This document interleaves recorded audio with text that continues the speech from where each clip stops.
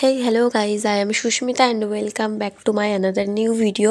তো দিনটা ছিল 15ই ডিসেম্বর, সানডে। তো কী ভাবছেন এই সন্ধ্যাবেলায় কোথায় যাচ্ছি, তাই তো সেটা যদি জানতে হয় তাহলে ভিডিওটা স্কিপ না করে পুরোটা দেখতে হবে। তো চলো দেখতে থাকো কোথায় যাচ্ছি আমরা। তো ফাইনালি আমরা ট্রেন থেকে নেমে পড়েছি, আর আমরা নেমেছিলাম দুর্গানগর স্টেশনে। তারপর দুর্গানগর স্টেশন থেকে আমরা টোটো স্ট্যান্ডে চলে গেছিলাম। সেখান থেকে আমরা মাঝেরহাটে টোটো ধরে চলে গেছিলাম জোনাকি লজে। কারণ আজ আমার অফিস কালিগ সুস্মিতাদির বিয়ে ছিল, তো সেই জন্য আমরা চলে গেছিলাম জোনাকি লজে ওর বিয়েতে। যাই হোক, এখানে তিয়াশাদি আমাদেরকে রিসিভ করার জন্য বাইরে দাঁড়িয়েছিল। তারপর আমরা আস্তে আস্তে লজের ভেতরে যাই এবং যেয়ে দেখি বিয়েবাড়ি পুরো ফাঁকা, তখনও পর্যন্ত কেউ আসেনি।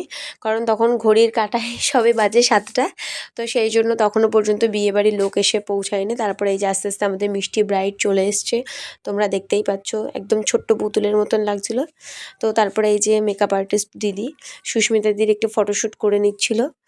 তারপর আমরা উপরে চলে গেছিলাম যেখানটাতে বিয়ের ছাদনাতলা করা হয়েছে।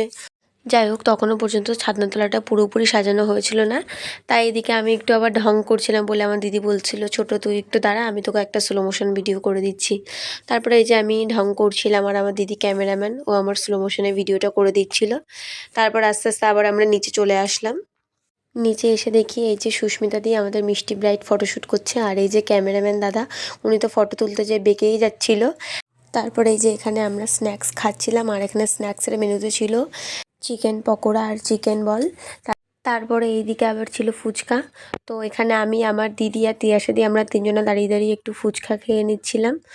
তো তোমরা দেখো আমরা কে কত বড় হা করে ফুচকা খাচ্ছি। তারপরে এই যে আমরা রাত্রে ডিনারের জন্য বসে পড়েছিলাম, আর এখানে তোমরা মেনু কার্ডে তো দেখতেই পেলে যে কি কি লেখা ছিল। ঠিক আছে, তো তারপরে এই যে আমরা আস্তে আস্তে খাওয়া শুরু করে দিয়েছিলাম।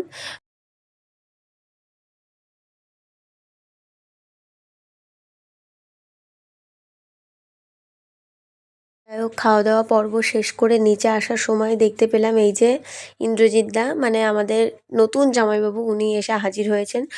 আর এদিকে আবার ওনার শালিরা 5,000 টাকা দাবি নিয়ে গেট আটকে দাঁড়িয়ে রয়েছে। তো এই যে বরের গাড়ি। তারপর আমরা আস্তে আস্তে বেরিয়ে পড়েছিলাম, কারণ আমাদের 9টা 25-এ ট্রেন ছিল। তো সেই ট্রেনটা যদি না পেতাম আমাদের আরও দেরি হয়ে যেত, তার জন্য আমরা আস্তে আস্তে স্টেশনে চলে এসেছিলাম। এই যে তখন ঘড়িতে বাজে 9:30। ঠিক আছে, তো আস্তে আস্তে ট্রেন চলে আসলো, তারপরে আমরা ট্রেনে উঠে পড়লাম। আর এদিকে তখন ঘড়িতে 10টা 27 বাজে, তখন ট্রেনটা সংহতি থেকে ছেড়েছিল। আর সংহতির পরেই যেহেতু মসলন্দপুর, তাই আমরা আস্তে আস্তে নিজেদের সিট ছেড়ে উঠে এসেছিলাম, কারণ মসলন্দপুর তো নামতে হবে। যাই হোক, অবশেষে ট্রেন তখন মসলন্দপুর দাঁড়ালো। তারপরে আমি আর আমার দিদি আস্তে আস্তে ট্রেন থেকে নেমে আমরা হাঁটা শুরু করে দিলাম, কারণ স্টেশন থেকে আমাদেরকে কিছুটা দূরে হেঁটে যেতে হবে। তারপর আমাদের ভ্যান দাঁড়িয়েছিল, কারণ রাত 10:30 বাজে তখন আমরা স্টেশনে নেমেছিলাম, আর সেই টাইমে আমাদের রাস্তায় কোনো অটো চলে না। তার জন্য আমাদের বাড়ির পাশে একটা ভ্যান কাকুকে বলে রেখেছিলাম যে রাত 10:30টার সময় যেন আমাদেরকে একটু মসলন্দপুর স্টেশন থেকে নিয়ে আসে। তো ফাইনালি আমরা ভ্যান কাকুর এখানে চলে এসেছি। তো এবার বাড়ি যাওয়ার পালা। তো চলো বাড়ি যাওয়া যাক। যাই হোক, বিয়ের বাড়ির পর্ব শেষ করার পর ফাইনালি এই যে আমরা বাড়িতে চলে এসেছি। ঘড়িতে তখন 11টা 3 বাজে। যাই হোক, এই যে আমাদের নিউ ম্যারেড কাপল সুস্মিতাদের ইন্দ্রজিৎদা, তোমরা সবাই ওদেরকে অনেক শুভেচ্ছা জানিও আর অনেক আশীর্বাদ করো, কারণ ওরা 5টা বছর অপেক্ষার পর ফাইনালি এই যে ওদের পূর্ণতার দিন। তো তোমরা সবাই ওদেরকে দুহাত ভরে আশীর্বাদ করো, ওনার জন্য সারা জীবন খুব ভালো থাকে। যাই হোক, বিয়ের ভিডিওটা আর দিতে পারলাম না, কারণ বাড়ি আসার তাড়াহুড়োর জন্য বিয়ের ভিডিওটা আর করতে পারিনি। তো আজকের ভিডিওটা এই পর্যন্তই। আর ভিডিওটা যদি তোমাদের ভালো লেগে থাকে তাহলে একটা লাইক করে দিও, আর অবশ্যই কমেন্টে জানিও আজকে আমাদের বিয়ে বাড়িতে আমাদের সবাইকে কেমন লাগছিল এবং আমাদের মিষ্টি ব্রাইডকে কেমন লাগছিল, সেটা কিন্তু অবশ্যই কমেন্টে জানিও। আর আমার ভিডিওগুলো যদি তোমাদের ভালো লেগে থাকে তাহলে আমার চ্যানেলটা সাবস্ক্রাইব করে আমার পাশে থেকো।